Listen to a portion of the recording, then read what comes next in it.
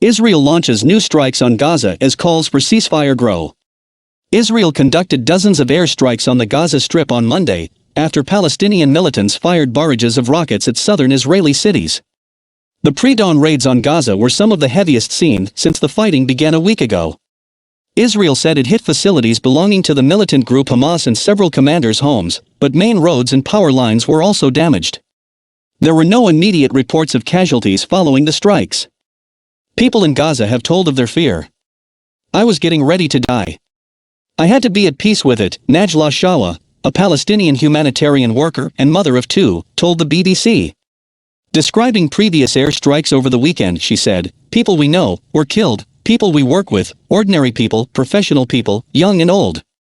The Israeli military said more than 50 warplanes conducted a 20-minute attack on the Gaza Strip shortly before dawn on Monday. They struck 35 terror targets and destroyed more than 15 kilometers, 9.3 miles, of an underground tunnel network belonging to Hamas, it added. The military also said it had hit the homes of 9 high-ranking Hamas commanders. Israeli soldiers also fired artillery from positions near the Gaza border.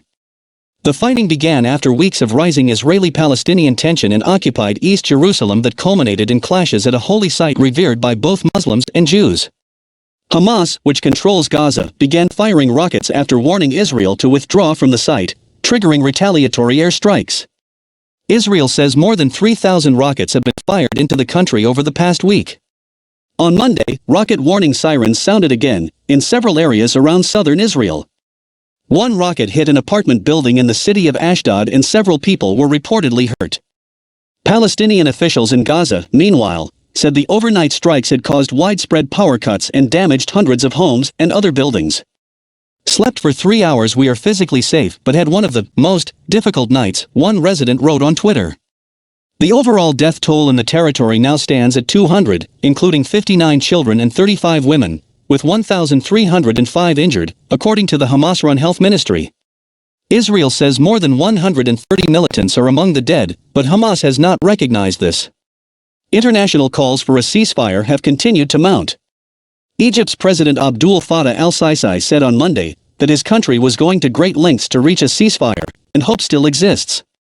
The UN Security Council held an emergency meeting on Sunday, and Secretary-General Antonio Guterres warned that further fighting had the potential to unleash an uncontainable security and humanitarian crisis.